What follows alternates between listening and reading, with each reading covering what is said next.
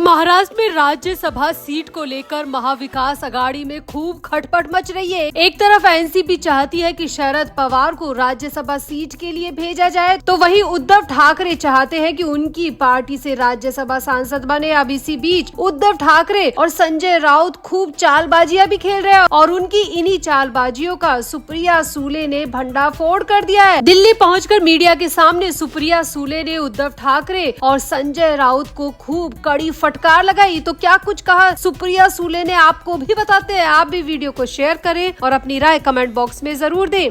तो राज्यसभा चुनाव नजदीक आ रहे हैं। कुल 37 सीटों में से 7 सीटें महाराष्ट्र के लिए आरक्षित हैं। विधानसभा में बहुमत को देखते हुए महायुति के 6 उम्मीदवार राज्यसभा के लिए चुने जाएंगे, ये तय है, और 1 सीट महाविकास आघाड़ी के लिए बची है। अब इस 1 सीट पर किसे सांसद बनाकर भेजा जाए, इसी को लेकर महाविकास आघाड़ी में खूब घमासान मचा हुआ है। एक तरफ उद्धव ठाकरे की पार्टी के विधायक आदित्य ठाकरे पहले ही इस बात पर जोर दे चुके हैं कि इस बार ये मौका शिवसेना को दिया जाना चाहिए। वहीं शरद पवार की राज्यसभा जाने की इच्छा को देखते हुए उनकी पार्टी उनके नाम पर जोर आजमाइश लगा रही है। अब इसी बीच सुप्रिया सूले दिल्ली पहुंची है और दिल्ली में उन्होंने कांग्रेस के नेताओं से मुलाकात की है। इसी के साथ मीडिया के सामने उद्धव ठाकरे और संजय राउत को लेकर बहुत बड़ा बयान भी दिया है। सुप्रिया सूले ने शरद पवार की राज्यसभा उम्मीदवारी पर अपनी राय व्यक्त करते हुए मीडिया के सामने कहा कि शरद पवार को अस्पताल से छुट्टी मिल चुकी है और वो मुंबई अपने घर पहुंच रहे हैं। अगले 2 दिनों तक उनके स्वास्थ्य की जांच होगी। सुप्रिया सूले ने आगे कहा कि एनसीपी की ओर से सभी लोग चाहते हैं कि शरद पवार को राज्यसभा भेजा जाए, क्योंकि शरद पवार उम्र के उस पड़ाव पर पहुंच चुके हैं जहां पर कभी भी कुछ भी हो सकता है। इसीलिए पार्टी और उनके कार्यकर्ता सपोर्टर सभी चाहते हैं कि शरद पवार को ही ये मौका दिया जाना चाहिए। सुप्रिया सूले ने कहा कि हमारी पार्टी के जयंत पाटिल और शशिकांत शिंदे लगातार उद्धव ठाकरे से मिलने का समय मांग रहे हैं। संजय राउत और अनिल देसाई से भी संपर्क की कोशिश कर रहे हैं, लेकिन इन सभी ने ना तो हमें मिलने का समय दिया और ना ही हमारे फोन का जवाब दिया। सुप्रिया सूले ने कहा कि जयंत पाटिल और शशिकांत शिंदे लगातार पिछले 3-4 दिन से उद्धव ठाकरे से मिलना चाह रहे हैं। उद्धव ठाकरे को इस बाबत इन्फॉर्मेशन भी पहुंचाई दी जा चुकी है, उनसे अपॉइंटमेंट भी मांगी गई है, लेकिन उद्धव ठाकरे मिलने का समय ही नहीं दे रहे हैं। उद्धव ठाकरे बार बार अपनी व्यस्तता का हवाला देकर जयंत पाटिल और शशिकांत शिंदे से मुलाकात करने को ना कर चुके हैं। सुप्रिया सूले ने कहा कि आज एक ये मौका आया है कि शरद पवार को राज्यसभा में भेजा जाए, लेकिन उद्धव ठाकरे यहाँ पर भी अपनी चालबाजियों से पीछे नहीं आ रहे हैं। सुप्रिया सूले ने आगे बताया कि मैंने संजय राउत और अनिल देसाई से खुद पर्सनली संपर्क करने की कोशिश की, लेकिन इन दोनों ही नेताओं ने मेरे फोन का जवाब भी नहीं दिया। मैंने मैसेज किया तो मेरे मैसेज को भी इग्नोर कर दिया और शरद पवार की उम्मीदवारी पर चर्चा करने की जो हमारी तरफ से कोशिश की गई थी वो अभी तक पूरी तरह अधूरी है। सुप्रिया सूले ने कहा कि शरद पवार की उम्र का तकाजा देखते हुए नेताओं को तो खुद कहना चाहिए कि शरद पवार को ही राज्यसभा भेजना चाहिए, लेकिन ये सभी नेता मिले हुए हैं, चाहे वो उद्धव ठाकरे हो, संजय राउत हो, चाहे अनिल देसाई हो, ये सभी मिले हुए हैं और अपनी चालाकियों के साथ शरद पवार को भी चलाना चाहते हैं। सुप्रिया सूले ने कहा, लेकिन मैं हार नहीं मानूंगी। मैं इस मुद्दे पर कांग्रेस के विधायकों से मुलाकात कर रही हूँ और इसीलिए मैं दिल्ली भी आई हूँ कि यहाँ पर वरिष्ठ नेताओं से मिलूं और यहाँ पर उनका साथ मांगू, जिससे कि शरद पवार को राज्यसभा उम्मीदवारी की पुष्टि की जा सके। सुप्रिया सूले ने कहा कि मैं इस बारे में कोई विवाद नहीं चाहती। मैं चाहती हूँ कि गठबंधन फैसला सर्वसम्मति से ले। मेरी तरफ से, हमारी पार्टी के नेताओं की तरफ से पूरी कोशिश है कि सब मिलजुल कर इस मामले में फैसला ले, लेकिन उद्धव ठाकरे और संजय राउत अपनी बंसी अपना राग बजा रहे हैं। वो ना किसी से मिलने को तैयार है, ना किसी से चर्चा करने को तैयार है और ना ही वो किसी के फोन का जवाब दे रहे हैं। और यही सबसे बड़ी वजह है कि मैं दिल्ली आकर कांग्रेस के नेताओं से मिल रही हूँ, उनका साथ शरद पवार के लिए मांग रही हूँ, ताकि शरद पवार को राज्यसभा में भेज दिया जाए। यहाँ पर आपको बता दें कि राज्यसभा सीट के लिए महाविकास आघाड़ी में लगातार बैठकें हो रही है, बैठक पर बैठक हो रही है। एनसीपी के नेता अब तक इन बैठकों से दूर रहे और बताया जा रहा है कि वो चाहते हैं कि शरद पवार को ही भेजा जाए, इसीलिए इन मामले में वो ज्यादा बैठक नहीं चाहते। वो सीधे उद्धव ठाकरे से इस मामले में समर्थन चाहते हैं, क्योंकि उन्हें उम्मीद है कि कांग्रेस समर्थन दे देगी, लेकिन उद्धव ठाकरे का समर्थन मिले बिना शरद पवार को राज्यसभा भेजना मुश्किल है। यहाँ पर आपको बता दें कि महाविकास आघाड़ी में उद्धव ठाकरे के 20 विधायक है, उसके बाद कांग्रेस के 16 विधायक और शरद पवार के एनसीपी के 10 विधायक है और उनके पास एक सीट जीतने के लिए पर्याप्त संख्या बल है। कुछ निर्दलीय विधायक भी महाविकास आघाड़ी का समर्थन करते हैं, इसीलिए एक सीट आसानी से जीत सकते हैं। लेकिन यहाँ पर किसी एक नाम को लेकर सहमति बनती नहीं दिख रही है। उद्धव ठाकरे अपनी पार्टी से राज्यसभा सांसद बनाना चाहते हैं, तो वहीं एनसीपी चाहती है कि शरद पवार को राज्यसभा में भेजा जाए। अब देखना होगा कि महाविकास आघाड़ी इस मामले में सर्वसम्मति से एक फैसले पर बैठती है या फिर सब अपनी बंसी अपना राग बजाते हैं। एक सीट जो मिली है कहीं उसे भी ये सब गवा न दे। तो आपको क्या लगता है, क्या शरद पवार को उद्धव ठाकरे को समर्थन कर देना चाहिए या फिर उद्धव ठाकरे अपनी ही पार्टी का राज्यसभा सांसद बनाकर मानेंगे? आपको क्या लगता है? आप भी अपनी राय कमेंट बॉक्स में जरूर दें और वीडियो को भी शेयर करें।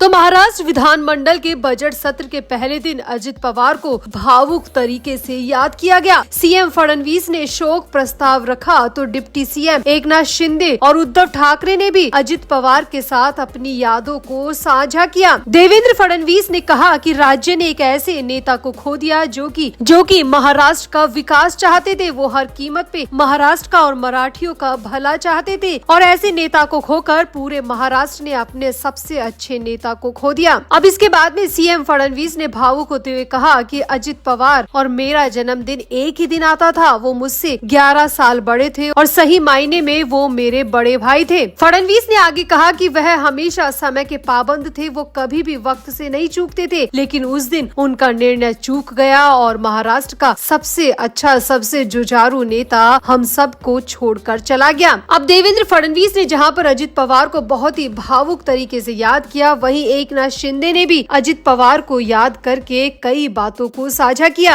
एकनाथ शिंदे ने कहा कि अगर अजित पवार आज जीवित होते तो इस साल वो अपना 12वां बजट पेश करते और भविष्य में शेषराव वानखेड़े के 13 बजट पेश करने के रिकॉर्ड को भी तोड़ देते। लाडली बहन जैसी महत्वाकांक्षी योजना के लिए 46,000 करोड़ के प्रावधान उनके कुशल वित्तीय प्रबंधन का ही परिणाम था। एकनाथ शिंदे ने कहा अजित पवार बहुत दूरदर्शी थे, वो बहुत दूर का देखते थे और उनका बजट हमेशा खास होता था। हमने कभी नहीं सोचा था कि वो इस तरह से हमें छोड़कर चले जाएंगे। अब यहाँ तक तो सब ठीक था। इसके आगे एकनाथ शिंदे ने कहा कि अजित पवार को खोकर न सिर्फ एक नेता को खो दिया बल्कि एक ऐसे व्यक्ति को खो दिया जो कि महाराष्ट्र का सबसे काबिल, सबसे अच्छा मुख्यमंत्री बनने की क्षमता रखता था। जी हाँ, यहाँ पर एकनाथ शिंदे ने जैसे ही कहा कि अजित पवार महाराष्ट्र का सबसे काबिल मुख्यमंत्री बनने की क्षमता रखते थे, उसके बाद में थोड़ी देर के लिए सन्नाटा पसर गया, क्योंकि एकनाथ शिंदे ने शायद जानबूझकर ये नहीं कहा, लेकिन उनकी बात का यही मतलब निकाला गया कि अजित पवार सबसे काबिल मुख्यमंत्री बनने की क्षमता रखते थे। इसका मतलब देवेंद्र फडणवीस काबिल मुख्यमंत्री नहीं है, जबकि देवेंद्र फडणवीस एकनाथ शिंदे के बगल में ही खड़े थे और वहीं पर एकनाथ शिंदे ने ये बात कही, जिसके बाद तो थोड़ी देर के लिए विधानमंडल में सन्नाटा पसर गया।